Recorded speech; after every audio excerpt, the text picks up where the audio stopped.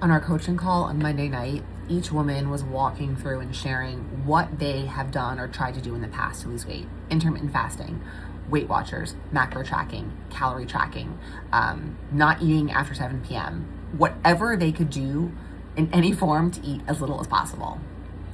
And the fact that all of them were there and raised their hand to get support on that call tells me and tells them that stuff isn't working, right? Otherwise, they wouldn't have wanted to be there. And here is why. Because every strategy you have ever done to lose weight has been 100% about changing what you eat.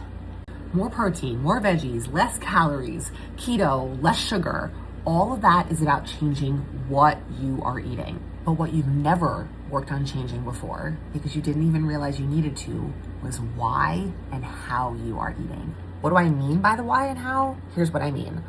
Why do you feel like you're eating 4 snacks a day? Why do you grab a piece of candy from your coworker's desk every single time you walk by?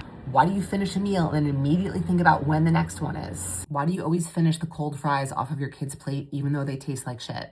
How when you have one slice of pizza, it feels like eating another 3 is inevitable no matter how hard you try. How you're so good and eat so clean all day, and then 10 o'clock rolls around and all you're thinking about is, when can I eat some fucking chocolate?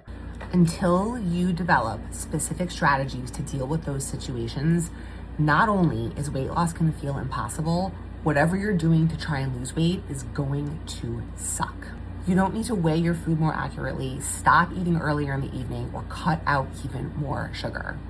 You need to connect the dots between what you're eating and the way that is directly impacting why and how you are eating. That is the missing piece you have never done before, and it is the missing piece that is going to get you the results that you've been working and trying so hard for but have never really been able to find.